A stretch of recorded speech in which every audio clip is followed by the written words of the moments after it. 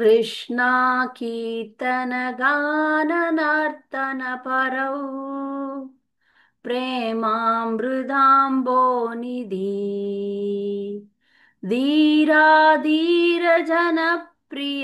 प्रियकरौ निर्मत्सरौ पूजितौ श्रीचैतन्यकृपावरौ भुवि भुवो बाराव अन्तारकौ वन्दे रूपसनातनौ रघुयुगौ श्रीजीवगोपालकौ नानाशास्त्रविचारनैकनिपुणौ सद्धर्मसंस्थापकौ लोकानां हितकारिणौ त्रिभुवने मान्यौ शरण्याकरौ राधाकृष्णपदारविन्दभजना नन्देन मत्तालिकौ वन्दे रूपसनातनौ रघुयुगौ श्रीजीवगोपालकौ श्रीगौरङ्गगुणार्णुवर्णनविधौ श्रद्धासंहृत्यन्वितौ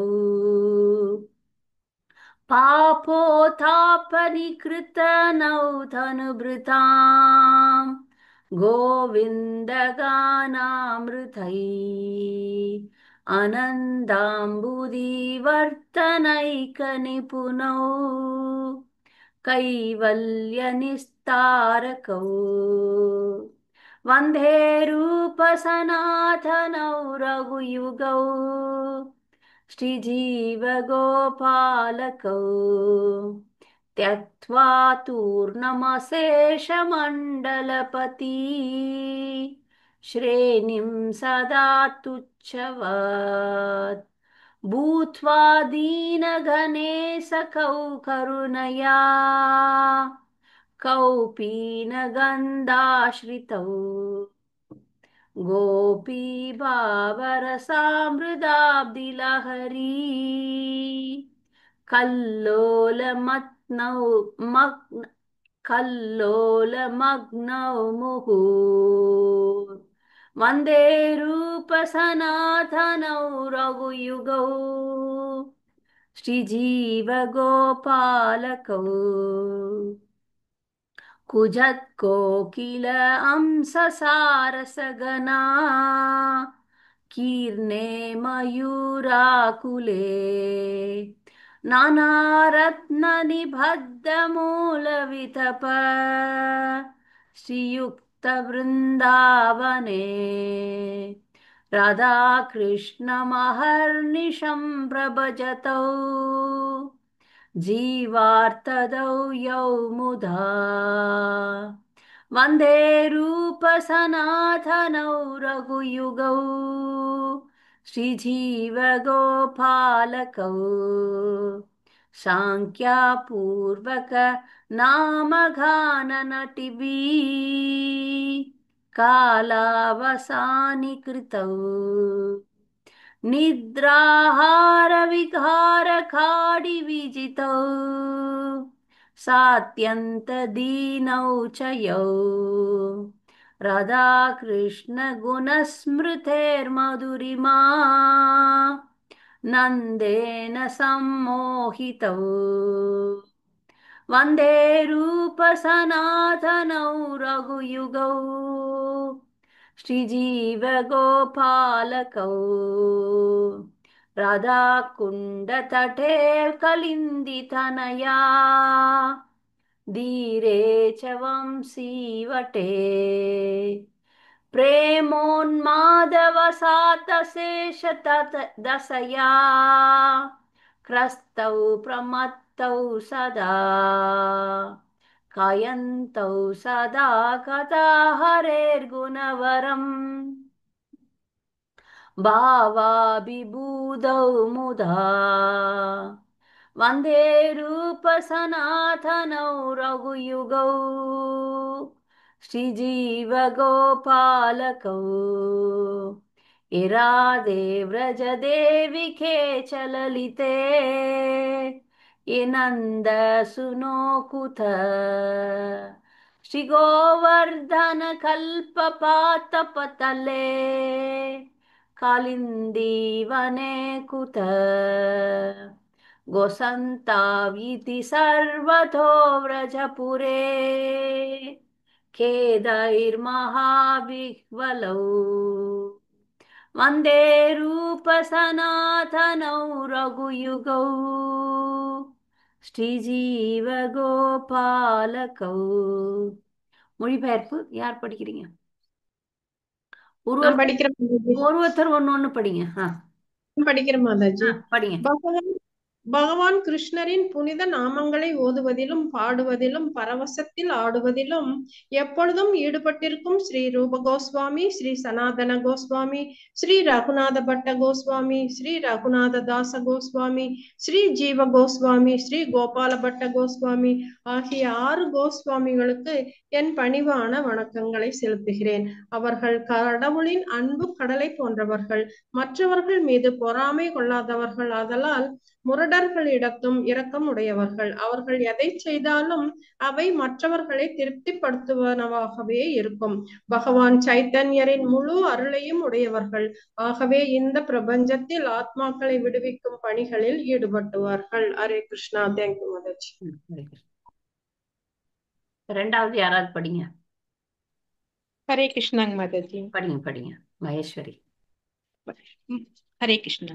மனித இனத்திற்கு நன்மை பயக்கும் விதத்தில் நிலையான சமய கோட்பாடுகளை நிலைநாட்டும் நோக்கத்திற்காக அதிகாரம் வாய்ந்த சாஸ்திரங்களை நுணுக்கமாய் படிப்பதில் வல்லுநர்களான ஸ்ரீ ரூப கோஸ்வாமி, ஸ்ரீ சனாதன கோஸ்வாமி, ஸ்ரீ ரகுநாத பட்ட கோஸ்வாமி, ஸ்ரீ ரகுநாத தாச கோஸ்வாமி, ஸ்ரீ ஜீவ கோஸ்வாமி, ஸ்ரீ கோபால பட்ட கோஸ்வாமி ஆகிய 6 கோஸ்வாமிகளுக்கு எங்கள் பணிவான வணக்கங்கள். அவர்கள் உலகங்களிலும் புகழப்படுகிறார்கள். ராதா கிருஷ்ணரின் திவ்யமான உன்னத பக்தி சேவையில் ஈடுபட்டு கோபிகளின் நிலையில் மூழ்கியிருப்பதால் அவர்கள் சரணடைவதற்கு ஏற்ற தகுதியுடையவர்கள். ஹரே கிருஷ்ணா மாதாஜி. தேங்க்யூ மாதாஜி. மூன்றாவது சைத்தன்ய படிக்கிறீங்களா மாஜி? ஹரே கிருஷ்ணா. சைத்தன்ய மகாபிரபுவை பற்றிய விளக்கங்களில் மிக தேர்ச்சி அடைந்தவர்களும் அவரது திவ்யமான உன்னத தன்மைகளை பற்றி கூறுவதில் திறமை பெற்றவர்களுமான ஸ்ரீ ரூப கோஸ்வாமி, ஸ்ரீ சனாதன கோஸ்வாமி, ஸ்ரீ ரகுநாத பட்ட கோஸ்வாமி, ஸ்ரீ ரகுநாத தாச கோஸ்வாமி, ஸ்ரீ ஜீவ கோஸ்வாமி, ஸ்ரீ கோபால பட்ட கோஸ்வாமி ஆகிய 6 கோஸ்வாமிகளுக்கும் என் பணிவான வணக்கங்கள். கோவிந்தரை திவ்யமான உன்னத அறிவதில் பந்தப்பட்ட உன்னதமான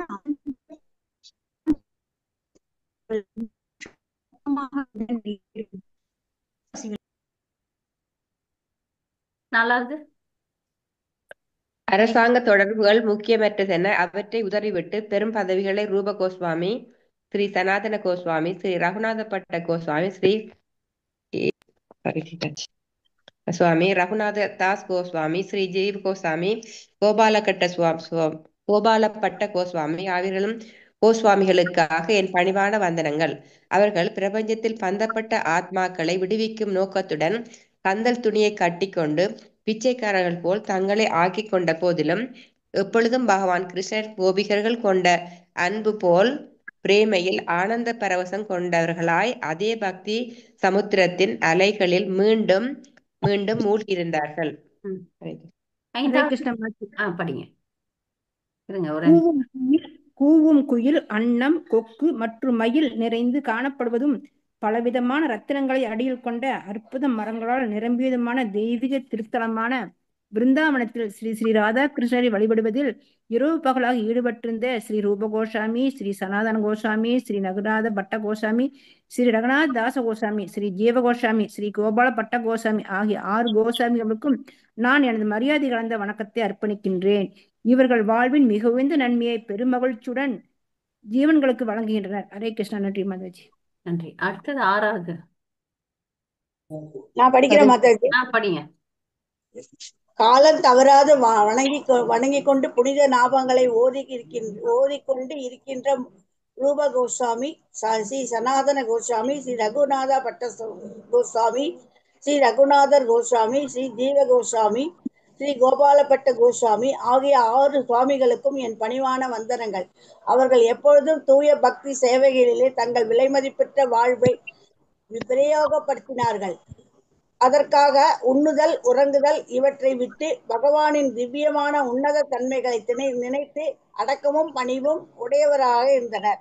ஹரே கிருஷ்ணா. ஹரே கிருஷ்ண மாதாஜி. நான் படிக்கிறேங்க. சில வேளைகளில் ராதா குண்டத்தின் கரையிலும், சில நேரங்களில் யமுனை கரையிலும், சில நேரங்களில் வம்சிவாடாவிலும் திரிந்து கொண்டு கிருஷ்ண பிரேமையின் பரவசத்தில் பைத்தியம் பிடித்தவர்கள் போல கிருஷ்ண உணவில் மூழ்கி இருந்தவர்களாய் உடம்பில் பல திவ்யமான லீலைகளின் அறிகுறிகள் தோன்ற திரிந்த ஸ்ரீ ரூப கோஸ்வாமி, ஸ்ரீ சனாதன கோஸ்வாமி, ஸ்ரீ ரகுநாத பட்ட கோஸ்வாமி, ஸ்ரீ ரகுநாத தாச கோஸ்வாமி, ஸ்ரீ ஜீவ கோஸ்வாமி, ஸ்ரீ கோபாலபட்ட கோஸ்வாமி ஆகிய 6 கோஸ்வாமிகளுக்கும் என் பணிவான வணக்கங்கள். ஹரே கிருஷ்ண மாதாஜி. ஹரே எட்டாவது கிருஷ்ண மாதாஜி படிக்கிறாங்க. ஹரே கிருஷ்ண மாதாஜி. ஓ விருந்தாவனத்தின் அரசியே, சாந்தாமணி மாதாஜி படிங்க. ஹரே கிருஷ்ண மாதாஜி. ஓ விருந்தாவனத்தின் அரசியே, ராதாராணியே, ஓ லலிதா, ஓ நந்த மகாராஜாவின் மைந்தனே, நீங்கள் எல்லோரும் இப்போது எங்கே இருக்கிறீர்கள்? கோவர்த்தன மலையின் மேல் இருக்கிறீர்கள் அல்லது யமுனை கரையில் உள்ள மரங்களுக்கு கீழ் இருக்கிறீர்களா என்று கூவிக்கொண்டு தெரியும் ஸ்ரீ ரூப கோஸ்வாமி, ஸ்ரீ சனாதன கோஸ்வாமி, ஸ்ரீ ரகுநாத பட்ட கோஸ்வாமி, ஸ்ரீ ரகுநாத தாச கோஸ்வாமி, ஸ்ரீ ஜீவ கோஸ்வாமி, ஸ்ரீ கோபால பட்ட கோஸ்வாமி ஆகிய 6 கோஸ்வாமிகளுக்கு என் பணிவான வணக்கங்கள். ஹரே கிருஷ்ணா. ஹரே கிருஷ்ணா.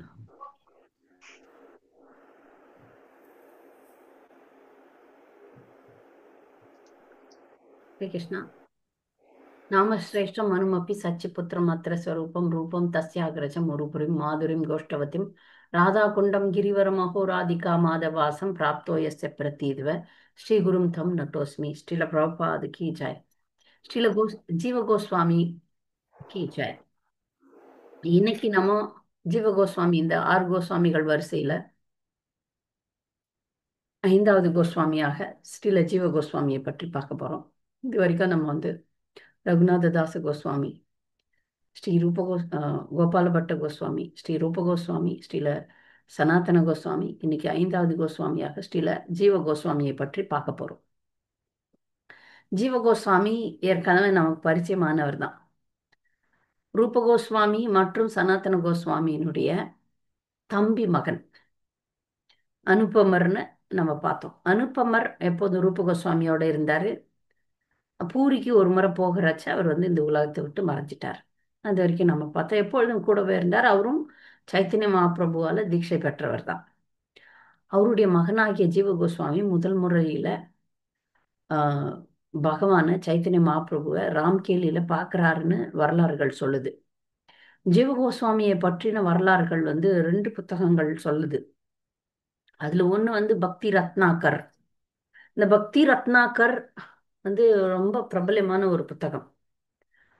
இது சனாதன கோஸ்வாமினால எழுதப்பட்டதுன்னு சொல்றாங்க. அந்த பக்தி ரத்னாகர்ல ஜீவ கோஸ்வாமியை பற்றின விவரங்கள் இருக்கு.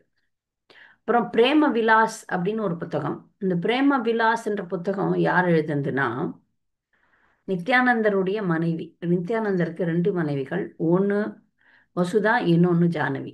ஜானவி வசுதா. இந்த ஜானவி மாதாஜி ஒரு குருவா இருந்திருக்காங்க. அவங்களுடைய சிஷ்யரான நித்யானந்த தாசர் அப்படின்ட்டு அவங்களுக்கு ஒரு சிஷ்யர். அந்த சிஷ்யர் பேர் நித்யானந்த தாசர். அவர் எழுதின புத்தகம் தான் பிரேம விலாஸ். இந்த பிரேம விலாஸ் ஜீவ கோஸ்வாமியை பற்றி சொல்லுது. இந்த மாதிரி நிறைய புத்தகங்கள், சைத்தன்ய சரிதாமிருத்தம், கிருஷ்ணதாஸ் கவிராஜ கோஸ்வாமி எழுதின சைத்தன்ய சரிதாமிருத்தம், பக்தி ரத்னாகர், பிரேம விலாஸ் ஆகிய புத்தகங்கள்லாம் இவருடைய வரலாற்றை பற்றி சொல்லுது. 1513ஆம் ஆண்டு அவதரித்திருக்கார். இதுல பக்தி ரத்னாகர் என்ன சொல்லுதுன்னா அவருடைய உடல் அமைப்பை வச்ச அவர் மகாபுருஷன் அப்படின்னு தெரிஞ்சுக்கலாம்னு சொல்றாங்க. பொதுவா மகாபுருஷர்களுக்கெல்லாம் நீங்க அது பிசியோக்னிமி அப்படின்னு சொல்லிட்டு உளவியல் மனோ தத்துவத்துல ஒரு பாடமே இருக்கு.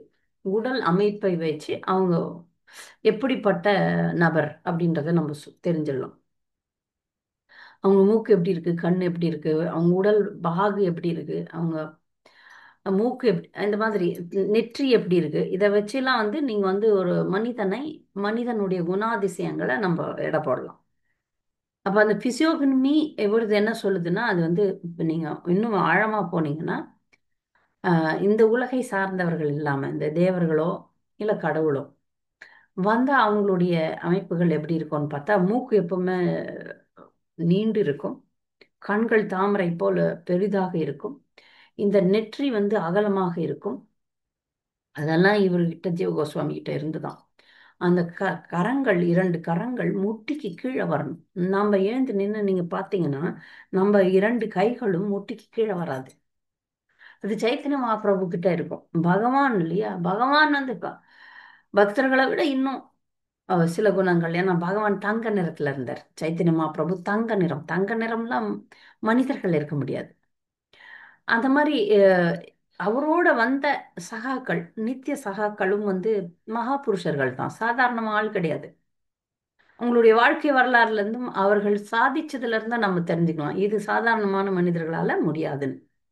அந்த மாதிரி ஒரு மகா புருஷன் தான் இவரு அப்படின்னு சொல்லிட்டு அவருடைய உடல் அடையாளங்கள் சொல்லுதான். அது வந்து பக்தி ரத்னாகரம் சொல்லுது. இவர் ஜீவ கோஸ்வாமி சின்னவர். அவருக்கு முதல் அதிர்ச்சி என்னன்னா, அவருடைய பெரிப்பாக்கள் ரூப கோஸ்வாமி, சனாதன கோஸ்வாமி 2 பேரும் பெரியப்பா.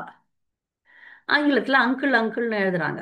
அவருக்கு வந்து பெரியப்பா. நம்ம தமிழ்ல பார்த்தோம்னா ரூப கோஸ்வாமியும் சனாதன கோஸ்வாமியும் பெரியப்பா. யோசனை பண்ணி பாருங்க, நம்ம பக்தர்கள் பெரிய கோஸ்வாமிகள் நம்ம பெரியப்பான்னா எப்படி இருக்கும். ஜீவ கோஸ்வாமிக்கு அந்த, ஏன்னா அவரும் ஒரு நித்திய சகா தான், அதனால அவருக்கு அந்த பக்திக்கான அனுகூலமான சூழ்நிலைகள்லாம் சின்னத்திலே இருந்திருக்கு. ஆனா வருத்தமான சூழ்நிலைகளும் இருந்திருக்கு. அப்பா சீக்கிரம் போயிடுறார். அதுக்கப்புறம் அம்மா கூட இருந்தப்போ அம்மாவும் சீக்கிரம் போயிடுறாங்க. அப்போ வயசு 20. சரி, ஆனா அதனால அவருக்கு வந்து உலகத்தை துறக்க வேண்டும். இந்த இந்த 6 கோஸ்வாமிகள் கிட்ட வைராக்கியம் பார்க்குறோமா, உலகத்தை துறவு, அந்த துறவு 100% இருந்தது. இப்ப நம்ம பிரம்மச்சாரிகள்லாம் பார்த்தீங்கன்னா ஆத்துல ஒரு கால் சேத்துல ஒரு கால், போலாமா வேணாவா, அப்புறம் ஒரு 40 வயசுக்கு அப்புறம் அடடா தப்புன்ட்டோமே, திருமணம் செய்து கொண்டிருக்கலாமே, அந்த மாதிரி மனச்சஞ்சலம்லாம் 6 கோஸ்வாமிகள் வாழ்க்கையில் துளி கூட நீங்க பார்க்க முடியாது. பௌதிக விஷயத்து மேல பற்று, மனச்சஞ்சலம் இதெல்லாம் இல்லவே இல்லை. இப்படிதான் பிரம்மச்சாரிகள் இருக்கணும், இப்படிதான் துறவரம் எப்படி இருக்கணும்ன்ட்டு. அவங்க இத்தனைக்கும் 6 கோஸ்வாமிகள் யாருமே காவி அணியவில்லை. காவி அணியாமல் அதை விட மேன்மையா இருந்திருக்காங்க. அது வந்து நம்ம குறிப்பாக கவனிக்க வேண்டியது. துறவுன்றது எப்படி இருக்கணும் அப்படின்றதுக்கு அவங்க உதாரணமா இருந்திருக்காங்க கோஸ்வாமிகள். அப்ப ஜீவ கோஸ்வாமி 20 வயசுல பிருந்தாவனம் போறார். அவர் கட்டளை பிறகுது, சரி நீயும் போயிடு பிருந்தாவனம்ட்டு. பிருந்தாவனத்துல அவரை வரவேற்கிறதுக்கு சின்னவர் தானே, மற்றவங்க எல்லாம் நல்ல வயது போனவர்கள், இவர் சின்னவர். 20 வயசுனா இளமையா நல்ல திடகாத்திரமா அழகா இருந்திருக்கிறார். 5 கோஸ்வாமிகள், அந்த 5 கோஸ்வாமிகளும் பாப்பா அன்பாக அவரை வரவேற்கிறார்கள். வரவேற்கிறார்கள். அதுக்கப்புறம் அவரோட அவங்க 5 பேரோட சேர்ந்து இவருக்கு எல்லாருக்கும் முன்னோடிகள் இருந்திருக்கிறார். ஜீவ கோஸ்வாமியினுடைய வாழ்க்கையில மிகப்பெரிய கூடுதல் சக்தி என்னன்னு பார்த்தீங்கன்னா, அவருக்கு வந்து முன்னோடிகள்லாம் இருக்கிறாங்க, சப்போர்ட். தனியா இல்லை அவர். இப்போ பிரபோதானந்த சரஸ்வதி, கிருஷ்ணதாஸ் கவிராஜ் கோஸ்வாமி, சைத்தன்ய சரிதாமிர்தம் எழுதினவர், அவர் காஷீஸ்வர் பண்டிட், இவங்கெல்லாம் சைத்தன்ய மகாபிரபுவால சக்தி ஊட்டப்பட்டவர்கள், பிருந்தாவனத்துக்காக ஒதுக்கப்பட்டவர், பிருந்தாவனத்துல போய் சேவை செய்யணும்னு அனுப்பப்பட்டவர்கள். இந்த 8 பேரும் அவருக்கு சத் சங்கம் கொடுத்துருக்காங்க. அதனால இவர் வந்து பிருந்தாவனத்துக்கு போனார். பிருந்தாவனத்துக்கு போறதுக்கு முன்னாடி இது காசிக்கு போனார். காசியை சில நேரத்துல பனாரஸ் அப்படின்னு சொல்றாங்க. பனாரஸ் பல்கலைக்கழகம் நிறைய கேள்விப்பட்டிருக்கோம். பனாரஸ்ல இன்னைக்கு கூட வந்து கல்வி நிலையங்கள் நல்லாவே இருக்கு. நான் சமீபத்துல போன வருஷம் பார்த்தப்ப எனக்கு வந்து காசியில என்னுடைய குழந்தைய படிக்க வைக்கணுன்ற ஆசை கூட வந்தது. அவ்வளவு ஒரு கல்வி செல்வம் நிறைந்த இடம். பெரிய ஆளுங்கள்லாம் பார்த்தீங்கன்னா அங்கதான் சமஸ்கிருதம் பயின்று இருக்கிறாங்க. நிறைய பல்கலைக்கழகங்கள்ல இன்னைக்கு கூட இருக்கு. சமஸ்கிருதம் பயில்வதற்கு நிறைய பக்தர்கள் அங்க போய் பெரிய ஆளா ஆயிருக்கிறத நான் பார்த்திருக்கேன். அப்ப சமஸ்கிருதத்தை அவர் வந்து மதுசூதன் வச்சஸ்பதி அப்படின்ற ஒரு வாத்தியார் கிட்ட படிச்சிருக்காரு. மதுசூதன் வச்சஸ்பதி ஆச்சரியப்பட்டாராம். ஏன்னா இவங்கெல்லாம் வந்து எப்படின்னா இவர்களுடைய நினைவாற்றல், ஜீவகோஸ்வாமிலாம் வந்து சமஸ்கிருதத்துல அப்படியே சமஸ்கிருத மூச்சாக இருந்திருக்கிறாங்க. சமஸ்கிருதம் ரொம்ப நமக்கெல்லாம் கடினமான மொழி. அவருக்கு வந்து சமஸ்கிருதம் இலக்கணம், சமஸ்கிருதத்தை எப்படி கையாளணும் அப்படின்னு இவரும் பல பல லட்சங்கள் ஸ்லோகங்கள்லாம் எழுதியிருக்காரு. இப்ப இந்த 6 கோஸ்வாமிகள்ல ரொம்ப பெரிய ஸ்காலர் யாருன்னு பாத்தீங்கன்னா ஜீவகோஸ்வாமி தான். 6 கோஸ்வாமியில முதன்மையானவர் யாருன்னு பாத்தீங்கன்னா ரூப கோஸ்வாமி. 6 கோஸ்வாமிகள்ல பண்டிதர் யாருன்னா ஜீவகோஸ்வாமி தான். அப்ப ஜீவகோஸ்வாமி விக்கிரக வழிபாட்டுக்கு முதன்மையானவர் யாருன்னு பாத்தீங்கன்னா கோபாலபட்ட கோஸ்வாமி.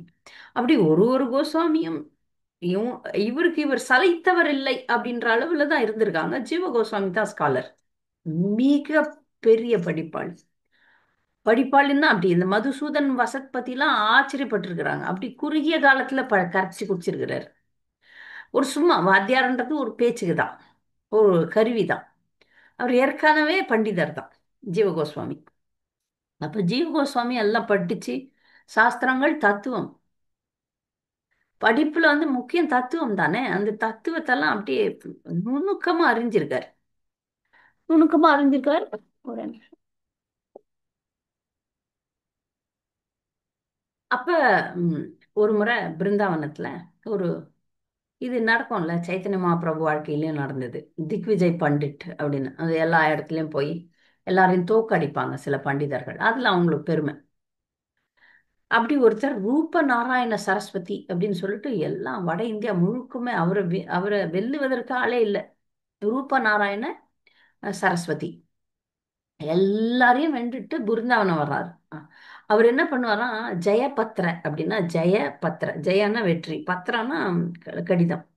யாரெல்லாம் அவர்கிட்ட தோத்துட்டாங்களோ அவங்க கிட்ட எல்லாம் வந்து கையெழுத்து வாங்கிடுவார். அப்போ அவர் அது வச்சிருப்பார். இப்போ வட இந்தியா முழுக்க அவர் வென்று பிருந்தாவனத்துக்கு வர்றார். பிருந்தாவனத்துக்கு வரும்போது ரூப கோஸ்வாமி சனாதன கோஸ்வாமி கிட்ட கேட்கிறார். ரூப கோஸ்வாமி சனாதன கோஸ்வாமி இதை வெற்றி பெறணும் இதுலெல்லாம் அவங்களுக்கு வந்து ஆர்வமே இல்லை. நீ கொண்டா நாங்கள் எழுதி கொடுத்துட்றோம். அவங்க வந்து அந்த இதுக்கு வந்து பட்டிமன்றத்துக்கோ அல்லது ஒரு இதுக்கோ வாதாடுவதற்கோ அவங்க தயாரே இல்லை. ஏன் இது இது வந்து நேர விரயம். எப்பா நீ இருந்துட்டு போ, எங்களுக்கு ஒன்றும் பிரச்சனை இல்லை, நீயே திக்விஜயம்னா கொண்டா நாங்கள் சைன் போடுறோம். இதுதான் வந்து மிக மிக முற்றிய துறவுன்னு அர்த்தம். அவங்க ரூப கோஸ்வாமியை விட பெரிய பக்தன் உண்டா, ரூப கோஸ்வாமியை விட பெரிய அறிஞன் உண்டா? இல்லை, நமக்கு தெரியும், எல்லாருக்குமே தெரியும், பிருந்தாவனமுக்கே தெரியும். பிருந்தாவனத்துக்கே தலைவர்கள் ரூப கோஸ்வாமியும் சனாதன கோஸ்வாமியும் தான்.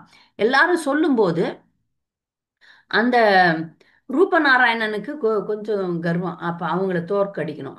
அவங்க சொல்லிட்டாங்க, கண்டிப்பா நீங்க தான் பெரிய ஆளு, நாங்க வந்து கையெழுத்து போட்டு கொடுத்துடுறோம், நாங்க கையெழுத்துன்னு கையெழுத்து வச்சு கொடுத்துட்றாங்க. அப்போ இந்த ரூப நாராயணன் என்ன நினைச்சுக்கிறான், நாம பெரிய திக்விஜய் பண்டிட்டு பாரு, ரூப கோஸ்வாமியும் சனாதன கோஸ்வாமியும் என்கிட்ட தோத்துட்டாங்க, இது பாருங்க அது பாருங்கன்ட்டு ஊரெல்லாம் வந்து பேசுறான். இதை பார்த்த உடனே இப்போ நம்ம ஜீவ கோஸ்வாமி இளமையானவர்ல, ரத்தம் துடிக்கும். லக்ஷ்மணருக்கு எப்பவுமே துடிக்கும் ரத்தம். ராமரை யாராவது எதாவது சொன்னா அப்படி துடிப்பார். பாம்பு தானே அவரு, பாம்பு சீர்ற மாதிரி சீர்வாராம். அத மாதிரி ஜீவ கோஸ்வாமிக்கு துடிப்பு. எப்படி என்னுடைய குருதேவர்களை, மிகப்பெரிய பண்டிதர்களை நீ அப்படி சொல்லலாம்? அப்படி சொல்ல முடியாது, வா என்கிட்ட வா போட்டிக்கு அப்படின்னு சொல்றார். அதன்படி 7 நாள் யமுனை கரையில வச்சு வாங்கு வாங்கு வாங்குன்னு வாங்கி தள்ளியிருக்கார் ஜீவ கோஸ்வாமி. அதனுடைய விளக்கங்கள்லாம் நமக்கு இல்லைங்க, அது பேசினா பெருசாகும், அதை நான் படிக்கவும் இல்லை. அவர் எப்படி அவரை தோற்கடிச்சார் அப்படின்ற விவரங்கள்னு ஒரு முறை போய் எங்கேயாவது படிச்சுக்கலாம். அப்படி தோற்கடிச்ச உடனே ரூப கோஸ்வாமிக்கும் சனாதன கோஸ்வாமிக்கும் அது பிடிக்கல. ரூப கோஸ்வாமி குறிப்பாக ஜீவ கோஸ்வாமியை கூப்பிட்டு, நீ இந்த மாதிரி பண்ண தப்பு, நீ வந்து விருந்தாவனத்துல இருக்கிறதுக்கே தகுதி வாய்ந்தவன் இல்லை, நீ இங்க இருந்து போயிடு, உன்னுடைய இங்க இருக்கிறதுக்கான தகுதி பணிவு தான், நீ பண்டிதனா இருக்கலாம், அந்த பண்டிதனுக்கான கர்வம் வச்சக்கூடாது, உன்னுடைய குருன்ற பட்சத்துல குரு இப்ப இங்க வந்து பிருந்தாவனம் வந்து அவர் தீட்சை வாங்க வருவாரு, பெரியப்பால வந்து பெரிய பெரியப்பா வந்து சனாதன கோஸ்வாமி தான். அவர்கிட்ட தீட்சை வாங்கும்போது வாங்கலான்னு கேட்டப்ப அவர் சொல்றார், நீ ரூப கோஸ்வாமி கிட்ட தான் வாங்கணும், அவர் தான் வந்து பக்தியில பெரியவர் அப்படின்னு அவர் சொல்றார். அப்ப ரூப கோஸ்வாமி கிட்ட இவர் தீட்சை வாங்குறார். அதனால ரூப கோஸ்வாமி சொல்றார், நான் உன் குரு, நான் உன்னை திருத்தணும், உன்னுடைய கர்வத்தை நீ வளர்க்க கூடாது, நீ கிளம்பு இங்கிருந்து அப்படின்னு சொல்லி தண்டனை கொடுத்துட்றாரு. ஜீவகோஸ்வாமி அதை ஏத்துக்கிறார்.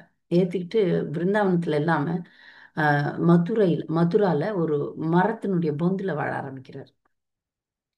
யார்கிட்டயும் பேசாம மௌன விரதம் எடுத்துட்டு ஒரு நாளைக்கு ஒரு முறை தான் அது பிக்ஷை என்ன கிடைக்குதோ அதை சாப்பிட்டுட்டு மிக மிக தவமான ஒரு வாழ்க்கையை மேற்கொள்றார். ஓ, ஆளே இல்லை இப்ப, போச்சு, எல்லாம் போச்சு. ஏன்னா இப்ப ஒரு பண்டிதர் ரொம்ப தேவை. அது பக்த பண்டிதர். பண்டிதர்கள்னா இந்த ரூபநாராயண பண்டிதர் மாதிரி இல்லை. ஏன்னா பக்திக்கு வந்து அடித்தளம் விட்டவர்களே இந்த கோஸ்வாமிகள் தான். ரூப கோஸ்வாமி, சனாதன கோஸ்வாமிகள் இலக்கியங்கள் இருந்தாலும் ஜீவ கோஸ்வாமி தான் ரொம்ப இன்னும் டாப். ஜீவ கோஸ்வாமி பல புத்தகங்கள் எழுதியிருக்கிறாரு. அதுல சத் சந்தர்ப்பம் தான் இப்போ இஸ்கான்லயே அது ரொம்ப பிரபல்யமா வகுப்புகள் நடக்குது. சத் சந்தர்ப்பம், சத் சந்தர்ப்பம்ட்டு 6 விஷயங்கள் பற்றின ஒரு வகுப்புகள்.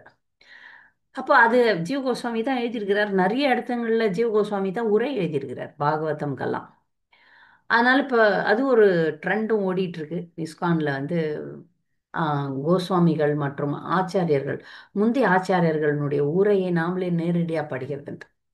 நமக்கு வந்து பிரபுபாதரே அதெல்லாம் தொகுத்து கொடுத்துருக்கார். நமக்கு அவ்வளோ டீப்பா போகணும்னு அவசியம் இல்லை. சரி, யாராவது ரொம்ப அப்படியே ஸ்காலரா பண்டிதரா ஆகணுன்றவங்க அதெல்லாம் படிக்கிறாங்க. பெரிய பிரம்மச்சாரிகள்லாம் படிக்கிறாங்க. நமக்கு என்னன்னா அடிப்படை விஷயங்களை ரொம்ப ஆழமா நல்லா தெரிஞ்சுக்கிட்டு தனிப்பட்ட பக்தியில ரொம்ப ஸ்ட்ராங் ஆகணும். சரியா? அப்ப பாடம் நடத்தக்கூடிய இல்ல இது பெரிய பெரிய லெவல்ல இந்த மற்ற சமயத்தினரோட இல்ல மாயாவாதிகளோட வாக்குவாதம் பண்றதுக்கு தயாரா இருக்கக்கூடிய பக்தர்கள் நல்லா படிக்கணும். பிரச்சாரம் ரொம்ப பெரிய பண்டிதர்கள் நடுவுல பிரச்சாரம் செய்யணும். மற்ற வைஷ்ணவ சம்பிரதாயத்தோட பேசணும் அப்படின்றவங்க எல்லாம் படிச்சு தான் ஆகணும். இதெல்லாம் படிச்சு தான் ஆகணும். நிறைய பேர் ஆசிரியர்களா இருக்கிறாங்க. இந்த மாயாப்பூர் இன்ஸ்டியூட், விருந்தாவன் இன்ஸ்டியூட்லலாம் ஆசிரியர் அவங்க எல்லாம் படிச்சு தான் ஆகணும். இந்த சத் சந்தர்ப்பம்லாம் நம்மள மாதிரி சாமானியமானவர்கள் படிக்கணும்ட்டு இல்லை. நம்ம இதெல்லாம் பிரபுபாதருடைய புத்தகங்கள்லாம் படிச்சு முடிக்கிறதுக்கு ஆயுஸ் போயிடும்னு நினைக்கிறேன். இல்லை, நேரம் இருந்தால் நீங்களாம் கூட படிக்கலாம். படிக்கக்கூடாதுன்னு இல்லை, படிக்கலாம். இதெல்லாம் கரைச்சி குடிச்சாதானே அதுக்கு போக முடியும். இதுவே இவ்வளோ காம்ப்ளிகேட்டடாக நமக்கு இருக்கே. பாகவதம் முடிக்கல, சைத்தன்ய சரிதாமிர்தம் முடிக்கல, பிரபுபாதருடைய புத்தகங்கள் படிச்சு முடிக்கல, அதெல்லாம் படிச்சு முடிச்சுட்டு அங்கே போகலாம். நம்ம ரொம்ப அழகா எழுதியிருக்கிறார். அதுக்கு முக்கியமா சமஸ்கிருதம் தெரியணும். அதை யாருமே வந்து தமிழ்லையோ ஆங்கிலத்திலயோ மொழிபெயர்த்த மாதிரி எனக்கு தெரியல.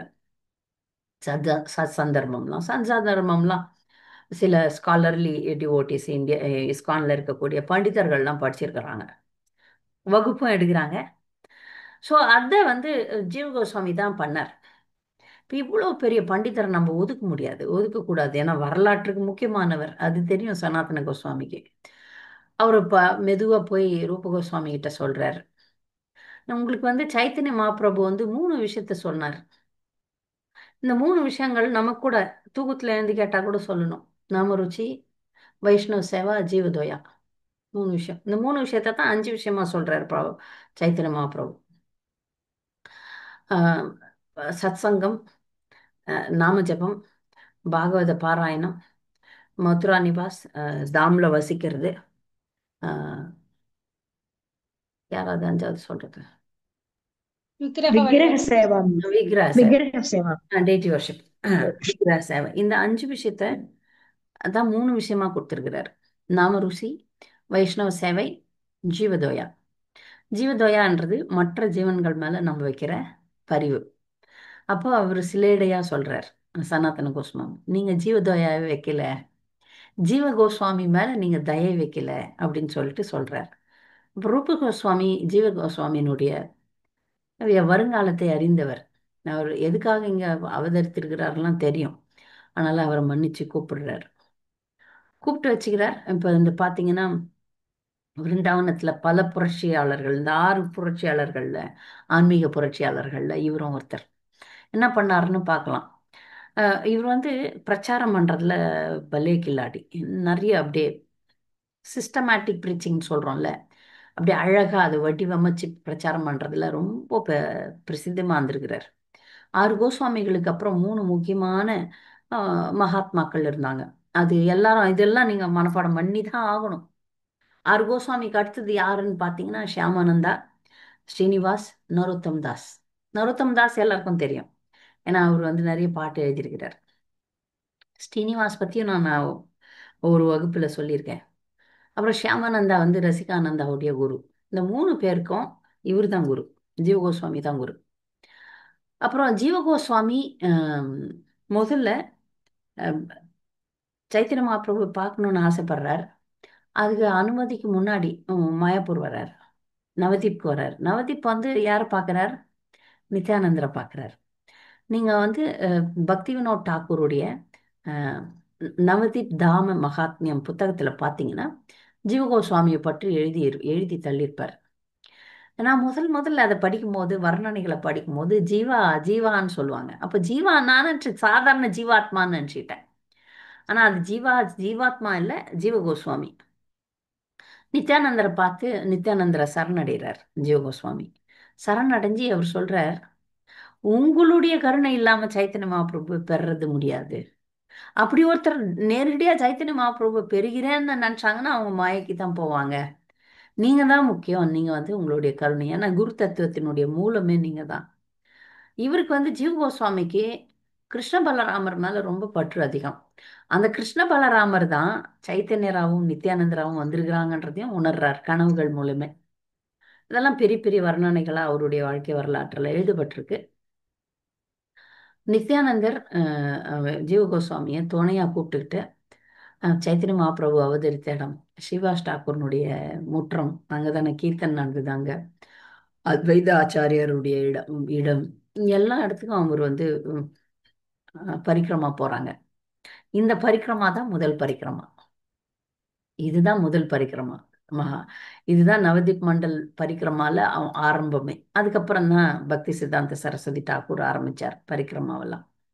அப்போ எல்லா இடங்களுக்கும் தரிசனம் பண்ணிட்டு நித்யானந்தருடைய கருணையை பெற்று அதுக்கப்புறம் அவர் சைத்தன்ய மகாபிரபுவுடைய கருணையை பெறுகிறார் அப்படின்னு சொல்லப்பட்டிருக்கு. ஆனால் நேரடியாக அவர் சைத்தன்ய மகாபிரபு எங்கே பார்த்தார், எப்படி பார்த்தார், அதுக்கான விவரங்கள் காணும். சரியா? அதுக்கப்புறம் அவர் விருந்தாவனம் வர்றார். நித்யானந்தர் வந்து சைத்தன்ய மகாபிரபு போன பிறகு கூட இருந்திருக்கலாம், அப்படி இருக்கலாம்.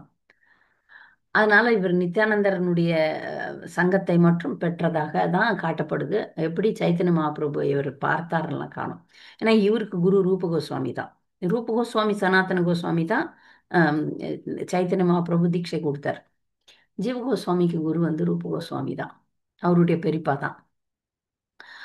அவர் வந்து பிருந்தாவனத்தில் ஒரு ஜீவ கோஸ்வாமி நிறைய பெரிய ஆளுங்களெல்லாம் பார்த்துருக்கார். அது பெரிய ஆளுங்கன்னா பௌதிகமான பெரிய ஆளுகள். அதில் பார்த்தீங்கன்னா அக்பருடைய பேர் நிறைய வருது.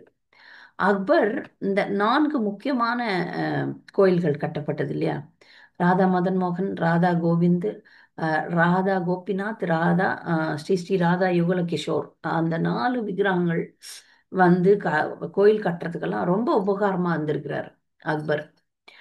அக்பரை வந்து கண்ணை மூடி நிதிவனத்துக்கு கொண்டு வந்திருக்காங்க. நிதிவனம் எல்லாருக்கும் தெரியும், பிருந்தாவனத்தில் இருக்கக்கூடிய நிதிவனம். அப்போ அந்த கண்ட மூடி வந்தப்போ அவர் வந்து இது மிகப்பெரிய ஆன்மீகமான இடம் அப்படின்னு சில லீலைகள்லாம் அவர் பார்த்துருக்கார். அவருக்கு இந்த கோஸ்வாமிகளுடைய கருணையினால சில விஷயங்கள் காட்டப்பட்டிருக்கு அக்பருக்கு. அதை அவர் பார்த்துட்டு அவர் சொன்னாராம், கண்டிப்பாக நான் வந்து இந்த பிருந்தாவனம் வந்து புனித பூமி, இதுக்கு வந்து நான் தேவையான சேவைகள்லாம் செய்வேன்னு சொல்லிட்டு அவருடைய செக்ரட்டரி, அவருடைய சேவகன் ஒரு பெரிய பணக்காரன், அக்பர்து வெல்தி சர்வெண்ட் அப்படின்னு சொல்றாங்க, அலிஷா சௌத்ரி. ஒரு சௌத்ரினாலே அந்த பணக்காரங்களுடைய பட்ட பெயர், அந்த ஜாதி பெயர், அது சௌத்ரின்னு சொல்லுவாங்க. அந்த அலிஷா சௌத்ரின்றவர் ஒரு பிருந்தாவனத்தில் மிகப்பெரிய நிலத்தை வாங்குறார். அந்த நிலத்துல தான் ராதா தாமோதர் கோயில். ராதா தாமோதர் கோயில் இன்னைக்கு கூட ரொம்ப பிரசித்தமானது. ஏன்னா நம்மளுடைய பிரபுபாதர் அங்கதான் வந்து ஒரு சின்ன ரூம்ல ஒரு 2 ரூம் இருக்கும். பிரபுபாதர் ரூம் இப்பவும் மெயின்டைன் ஆகுது அங்க. அதுல பிரபுபாதர் இருந்து பாகவதம்லாம் எழுதியிருக்கார். முதல் காண்டங்கள்லாம் அங்கதான் எழுதியிருக்கிறார், ராதா தாமோதர் கோயில்ல இருந்து தான். அந்த ராதா தாமோதர் விக்கிரகம் ரூப கோஸ்வாமிக்கு ஜீவ கோஸ்வாமிக்கு ரூப கோஸ்வாமி கொடுத்திருக்கிறார். குருதேவர் விக்கிரகம் கொடுத்தா அதை நல்லா வச்சு வழிபடணும் தானே. அவர் வழிபட்டு அதுக்கான கோயிலையும் கட்டியிருக்கிறார். இந்த ராதா தாமோதர் கோயிலும் மிக பிரசித்தமான கோயில். அதை வந்து கட்டுவதற்கும் அதை மேற்பார்வையெல்லாம் ஜீவகோஸ்வாமி தான் பார்த்துருக்கிறார். அப்போ ராதா தாமோதர் கோயில்ல பல பிரசித்தங்கள் பின்னாடி வருங்காலத்துல பிரபுபாதர் வர போறார், அதுல புத்தகம் எழுத போறார்ன்ற விஷயங்கள்லாம் கூட அவருக்கு தெரிஞ்சிருக்கலாம். அதுக்கப்புறம் ஜீவகோஸ்வாமி மீராபாயை கூட பார்த்துருக்கிறார் அப்படின்னு சொல்றாங்க. மீராபாயும் சந்திச்சிருக்கிறார் அப்படின்னு சொல்றாங்க, வரலாறுகள் சொல்லுது. சில நேரங்கள்ல மீராபாயினுடைய குருவோட தான் மீராபாய் வந்து துவாரகா போறாங்க, துவாரகால அப்புறம் அப்படியே விக்கிரகத்துல மறைகிறாங்க அப்படின்ற விவரங்கள்லாம் நம்ம பார்க்குறோம். அவங்களுடைய குரு யாருன்றது வந்து சில நேரங்களில் ரூபகோஸ்வாமின்னு சில வரலாறுகள் சொல்லுது. சில நேரங்களில் இப்போ இந்த ஜீவகோஸ்வாமியினுடைய வரலாற்றை பற்றி படிக்கும்போது ஜீவகோஸ்வாமியா கூட இருக்கலாம். ஆனால் அது பற்றின விவரங்கள் வந்து தெளிவாக கிடைக்கவில்லை. அதான் இது.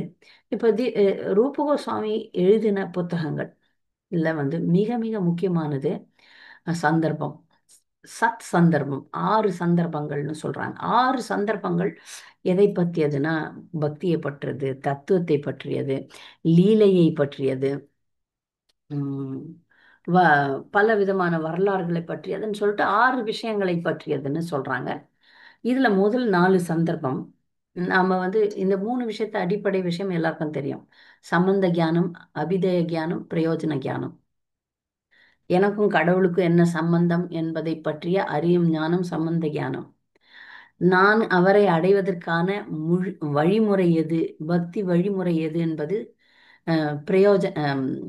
அபிதய கியானம், அபிதய ஞானம். அதை அடைவது அதனுடைய பலன், அது பிரயோஜனம். இப்போ அந்த சத் சந்தர்ப்பம் முதல் 4 சந்தர்ப்பங்கள் பகவானுக்கும் ஜீவனுக்கும் உள்ள சம்பந்தத்தை பற்றின ஞானம். 5வது சந்தர்ப்பம் வந்து அந்த பக்தி வழிமுறை அபிதயம். 6வது சந்தர்ப்பம் வந்து பிரயோஜனத்தை பற்றி சொல்லுதுன்னு 6 சந்தர்ப்பங்களை பற்றி சுருக்கமாக சொல்கிறேன். இது விவரமாக நீங்கள்லாம் படித்து இப்போ ஆராய்ச்சி செய்யணும், நான் நிறைய படிக்கணும்னு நினைக்கிறவங்க நீங்கள் படித்து விஷயங்களை கற்றுக்கொள்ளலாம், தெரிந்து கொள்ளலாம். அதுக்கு ஒரு தடையும் இல்லை. இது வந்து ஜீவகோஸ்வாமியை பற்றி 1 மணி நேரம் தான் பேசணும்னா சுருக்கமாக தான் பேச முடியும். அப்புறம் மிக முக்கியமான ஒரு விஷயம், அதாவது நம்முடைய இது வந்து ரொம்ப அந்தரங்கமான விஷயம். அந்தரங்கமான விஷயமா இருந்தாலும் சொல்ல வேண்டியது இந்த கட்டாயம்.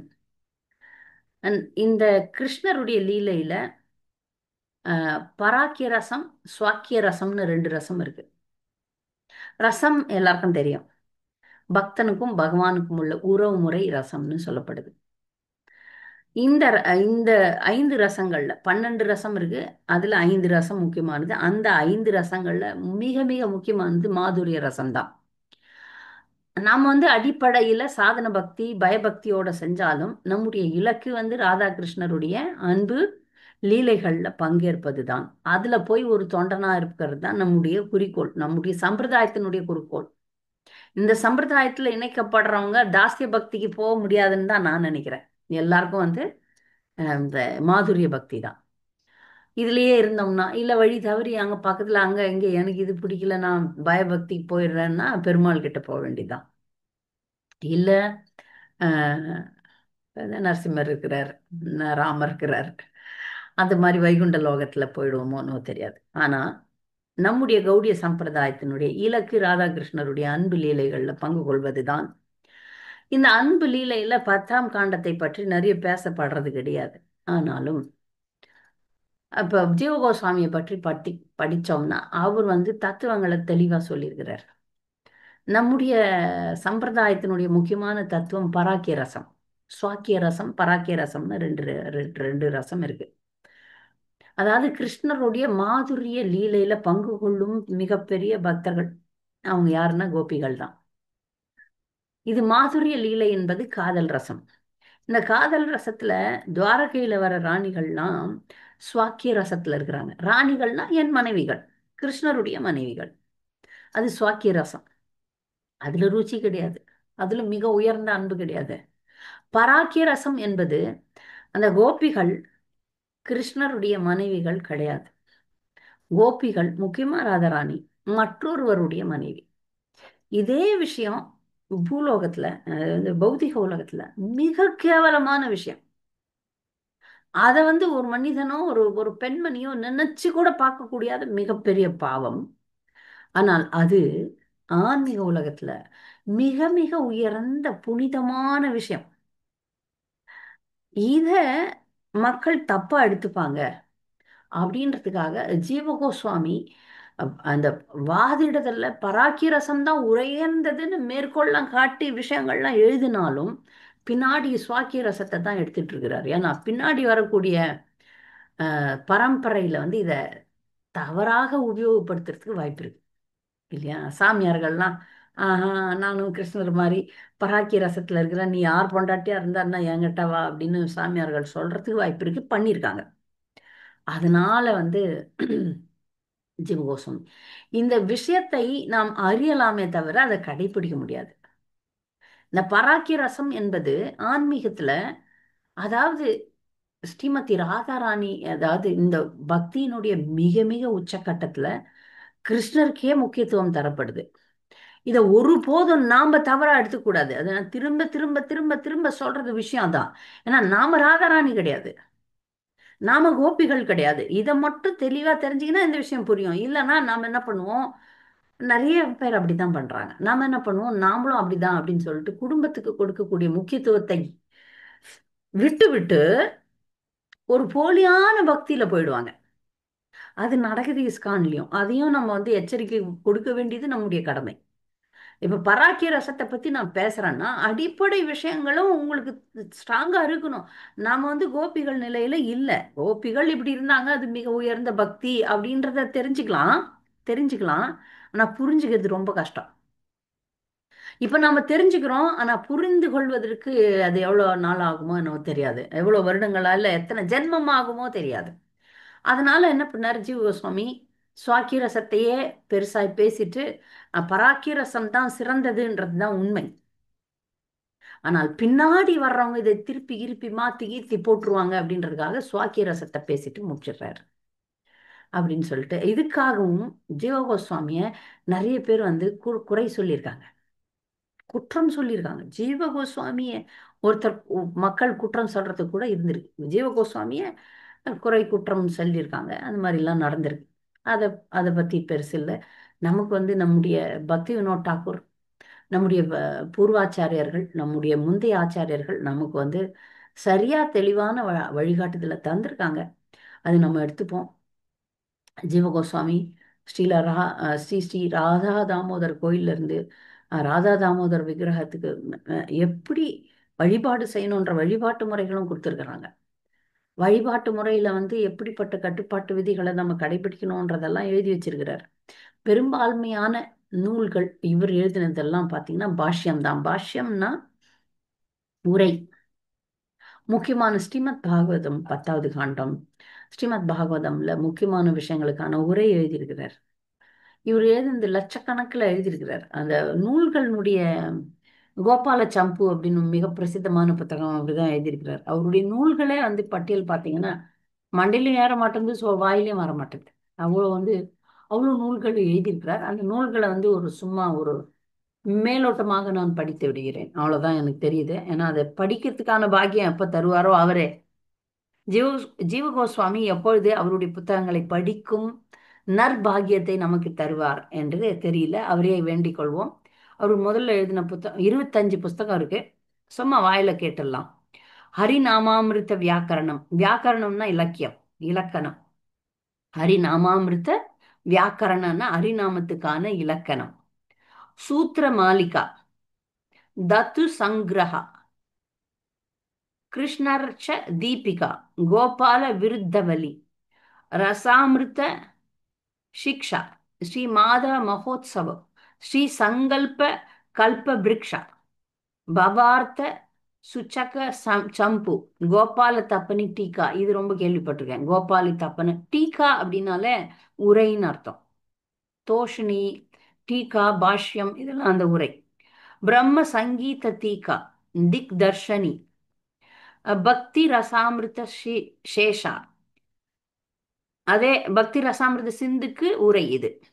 லோச்சன ரோச்சனி, ரூப கோஸ்வாமியினுடைய உஜ்வல நீலாமணிக்கு உரை எழுதியிருக்கார்.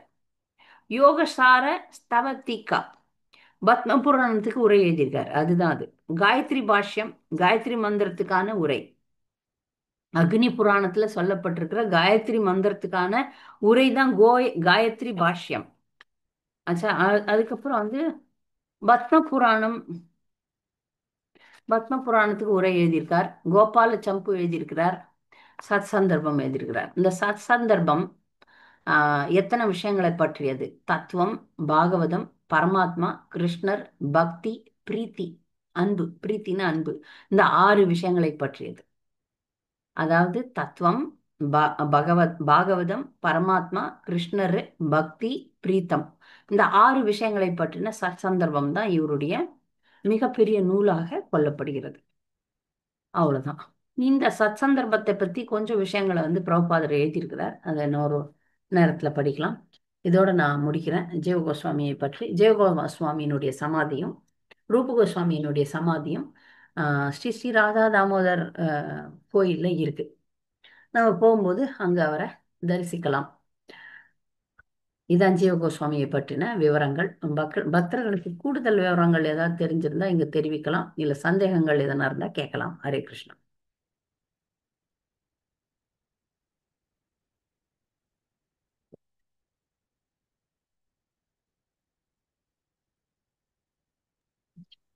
ஹரே கிருஷ்ணா மாதாஜி. ம். கிளாஸ் அருமையா இருந்தது மாதாஜி. போன வார கிளாஸ் ரெக்கார்டு அனுப்பலையா நானு? இல்ல சனாதன கோசாமியோடது வரல மாதாஜி. அனுப்பலையா? நான் போன வாரம் சரியா கேட்க முடியல ட்ரெயின். சரி, சரி அனுப்புறேன். ஹரே கிருஷ்ணா. தேங்க்யூ. ரெக்கார்ட் பண்ணிட்டோம். சரிங்க மாதாஜி. பண்ணிட்டோம், அனுப்பிடுறேன். இல்ல, நானும் அப்லோட் பண்ணல. ஏன்னா அது வந்து மாதாஜி இது மெயிலுக்கு போயிடுச்சு. நான் அதை பண்ணிடுறேன். கிரிதாரி பிரபு, ஹரே கிருஷ்ணா மாதாஜி. விஷ்ணு பிரியா மாதாஜி கேளுங்க. மாதாஜி, எனக்கு அது வந்து அது வந்து கொஞ்சம் விவரம் வேணும். எதுமா? அது இன்னொரு வாட்டி பராக்கியம் ஸ்வாக்கியம். ஸ்வாக்கிய ரசம், பராக்கிய ரசம். மாதுரிய ரசம். மாதுரிய ரசம் என்பது கிருஷ்ணருக்கும் அவருடைய நெருங்கிய கோபிகள் இல்ல மனைவிகள் அவங்கக்கிட்ட இருக்கிற ரசம். ரசம்ன்றது உறவு முறை. கிருஷ்ணரை சில நேரத்துல குழந்தையா நினைக்கிறாங்க பக்தர்கள். நினைக்கலாம் இல்ல, இருக்கு, உறவு இருக்கு. அங்க கோலோக விருந்தாவனம் போனோம்னா அங்கு உண்மையாகவே உறவு முறைகள் இருக்கும். எப்படி இருக்கும்னா, கிருஷ்ணருடைய நண்பரா இருக்கலாம், கிருஷ்ணருடைய தாசர், சேவகன், நண்பர், பெற்றோர்கள், தாய் தந்தை, காதலி, காதலன், மனைவி. காதலன்றது கிருஷ்ணர் மட்டும்தான். சரியா? கிருஷ்ணர் மட்டும்தான் காதலன். காதலிகள் தான் இருக்கு. இதுல வந்து காதலியா மனைவியா? காதலியில கூட காதலி அப்படின்னு ஒரு ஒரு பெண்ணை வச்சோம்னா அவ வந்து அதே காதலனை திருமணம் செஞ்சு கொள்ளலாம் இல்லையா? ஆனால் இன்னொருத்தர் மனைவியா இருந்தா திருமணம் செய்ய முடியாது. அதுதான் பராக்கிய ரசம். இப்ப ராதாராணி வந்து கிருஷ்ணருடைய மனைவி கிடையாது, காதலி தான், கள்ளக்காதலி. ஆனா ராதாராணிக்கு வந்து கணவர் வந்து அபிமன்யுன்னு ஒருத்தர். ஆனா இது வந்து தெய்வீக ரசம். இதை வந்து நம்ம சாதாரண கண்ணோட்டத்துல பார்க்க கூடாது, பார்க்க முடியாது. இந்த விஷயத்த நம்ம புரிஞ்சுக்கிறதுக்கே நமக்கு பல ஜென்மங்கள் கூட ஆகலாம். அதனால நான் இந்த வகுப்புல சொன்ன மாதிரி தெரிஞ்சுக்கிட்டீங்கன்னா போதும். புரிஞ்சுக்க முடியாது. ஏன்னா நாம சாதாரணமா இருக்கிறோம். நாம உயர்ந்த பக்தரானாதான் இதனுடைய அந்தரங்க விஷயங்கள்லாம் புரியும். அதனால இதை மேலோட்டமா தான் சொல்லி விட்டுட்டேன். பராக்கிய ரசம் என்பது தனக்கு சொந்தம் இல்லை, அது வேற. அதாவது எல்லாமே கிருஷ்ணருக்கு சொந்தம் தான். ஆனா அந்த லீலை புரியும் போது அவங்களுடைய கணவர் வேற யாரோ, ஆனாலும் அன்பு இருக்கு. அது பராக்கிய ரசம். சுவாக்கிய ரசம்னா மனைவிகள். துவாரகை ராணிகள்லாம் கிருஷ்ணருடைய மனைவிகள். அது சுவாக்கிய ரசம். புரியுதா? சுவாக்கியம் பராக்கியம் அதான். சரியா? இதை பத்தி ரொம்ப யோசிக்காதீங்க, அவ்வளவுதான் சொல்ல முடியும். கிருஷ்ணர் அப்படியா அப்படின்லாம் யோசிக்காதீங்க. கிருஷ்ணர் கடவுள், எல்லா ஜீவனுமே அவருக்கு சொந்தமானது. எல்லாரும் கிருஷ்ணருடைய மனைவிகள் தான். ஹரே கிருஷ்ணா மாதாஜி. கரெக்டா? இல்ல நான் இப்ப நீங்க சொன்னீங்கல்ல கிளாஸ்ல தப்பா புரிஞ்சுக்குவாங்க. இந்த மாதிரி நிறைய நானும் பார்த்திருக்கிறேன் மாதாஜி. கிருஷ்ண தான் கனவு, வேற எதுவும் வேண்டாம். கிருஷ்ண விக்கிரகம் வச்சுட்டு வீட்டுல தனியா ஒரு ஒரு லேடிஸ் எல்லாம் இருக்கிறது நான் பார்த்திருக்கிறேன். சோ அவங்களுக்கெல்லாம் விவரிக்க முடியாது, என்னால முடியாது. எனக்கு அந்த யோகியதை அது அந்த பேர் சகஜியம் அப்படின்னு சொல்லுவாங்க. சகஜியர்கள், மாயாவாதிகள்னு சொல்ற மாதிரி சகஜியர்கள். நான் அந்த நிலையை அடையாம அந்த நிலையை அடைஞ்ச மாதிரி நான் வேஷம் போடுறது. இப்ப நிறைய பேர் நான் அவங்க பார்க்குறோம், இங்க வருவாங்க, மாயாப்பூர் கோயிலுக்கு வருவாங்க. கிருஷ்ணர் இவ்வளவு பெரிய கிருஷ்ண விக்கிரகத்தை கையில் தூக்கின்னு, அதுவும் இடது கையில தூக்கின்னு வருவாங்க. ஏன்னா கிருஷ்ணர் அவங்க குழந்தையா. இப்ப கிருஷ்ணர் வந்து கோயிலுக்கு வர்றாரு. கிருஷ்ணர் கடவுளா இல்ல குழந்தையான்னு தெரியல. அவங்க குழந்தையாட்டம் எடுத்துன்னு வராங்க, மேக்கப் எல்லாம் போட்டு.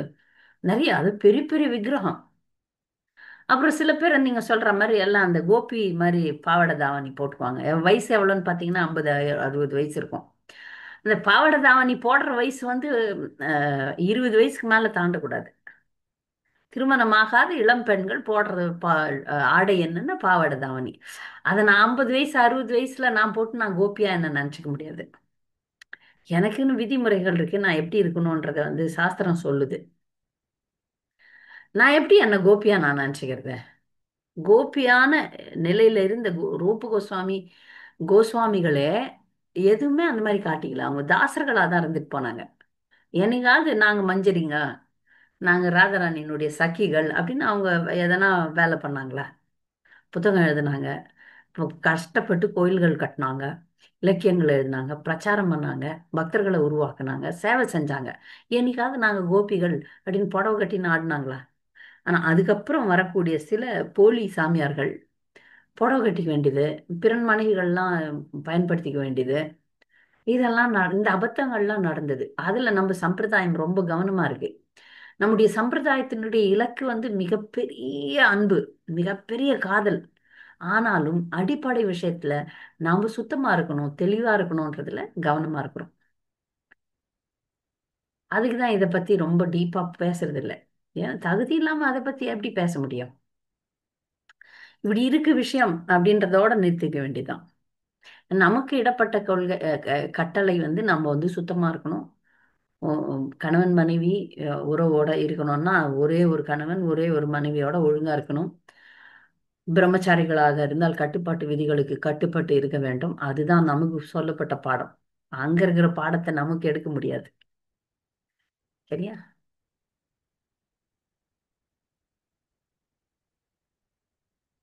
வேற ஏதாவது கேள்விகள் இருக்கா? யாருக்காவது பொதுவான கேள்வி? லலிதா மாதாஜி. இல்லைங்க மாதாஜி. இல்லையா? சரி, வேற யாருக்காவது ஏதாவது கேள்விகள்? மாதாஜி ஹரே கிருஷ்ணா மாதாஜி. மாதாஜி நம்ம பாவனை பண்ணி தானேங்க மாதாஜி நம்ம பாஸ்ட் லைஃபோட கிருஷ்ணரோட கான்சியஸ்ல தானே மாதாஜி இருக்கும். அப்ப வந்து நம்ம ஏன் வந்து நம்மளும் one of the part of கிருஷ்ணாவோட கோபியர்கள் மாதிரி நம்ம ஏன் பாவனை பண்ணக்கூடாது? நம்ம வந்து இருக்க போறது இல்லை, நம்ம அவ்வளவு பெரிய இதெல்லாம் இல்லை. ஆனா அவங்க பண்ணின பாஸ்ட் டைம் லீலர்ஸ வந்து பார்த்து நம்ம ஃபாலோ பண்ண வேண்டாங்க மாதாஜி. அதை ரியலைஸ் பண்ணலாம் இல்லைங்க மாதாஜி, இதை இமேஜின் பண்ணணும் இல்லைங்க மாதாஜி. அது இப்ப இல்லம்மா, இப்ப படிக்கலாம். நான் படிக்கிறது தடை சொல்ல, நான் படிக்கிறது தடையே சொல்லல. ஆனா அதுக்கப்புறம் நீங்க வந்து ஒரு உயர்ந்த நிலையில வரும்போது இதை பத்தி உங்களுக்கே வந்து வெளிப்படும். நிறைய பேர் கேட்பாங்க, ஜெபம் பண்ணும்போது ராதாகிருஷ்ணருடைய லீலையை நினைக்கலாமான்ட்டு. நாம நினைக்க கூடாது, தானா தோன்றும். நம்ம ரொம்ப முற்றிய பக்தரா இருந்தா தானாவே வரும். அதனால நாங்க சொல்றது இப்ப ஜபத்துக்குரிய கட்டளை என்னன்னா, நம்ம ஜபத்தை சொல்லணும், கேட்கணும். ஆனால் நானே உள்ள வந்து கற்பனை பண்ணக்கூடாதுன்றதுதான். புரியுதா? இப்போ நீங்க பண்ண தேவையில்ல, படிச்சீங்கன்னா போதும். அது உண்மையான நிலையில ஒரு இப்ப எத்தனை ஜென்மம்னு தெரியாது, இல்ல இந்த ஜென்மத்துல நீங்க புனிதமான பக்தரா இருந்தா உடனே கூட உங்களுக்கு பகவான் காட்டலாம். ஆனா அது நாளாகும். அது நாமளா வந்து கற்பனை பண்ண தேவையில்லை.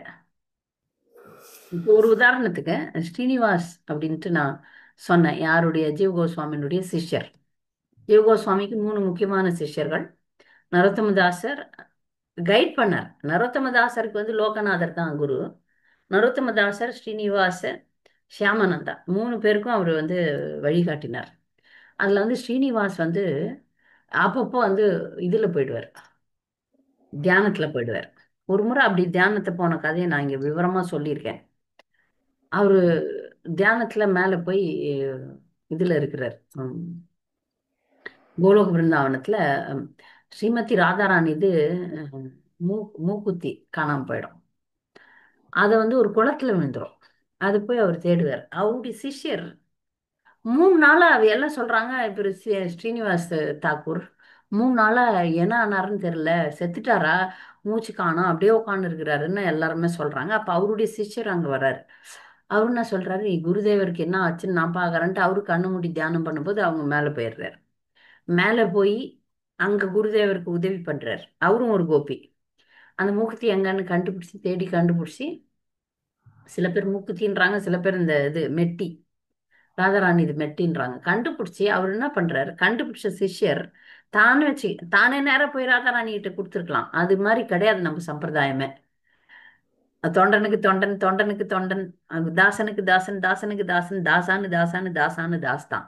அதனால அவங்க நேரடியா ராதாராணி கொடுக்காம குருதேவர்கிட்ட கொடுத்து, அவர் போய் ஸ்ரீனிவாஸ் தாக்கூர் அவரு போய் சனாதன கோஸ்வாமி, சனாதன கோஸ்வாமி போய் அப்படியே அப்படியே அப்படியே லைனா போய் அது லலிதா விஷாக்கா கிட்ட போய் அப்புறம் ராதாராணிக்கு போகுது. அப்புறம் ராதாராணி என்ன பண்றாங்க, அவங்க கிருஷ்ணரோட மென்னு சாப்பிட்ட அந்த வெத்தலை பாக்கு அது துப்பி கொடுக்குறாங்க.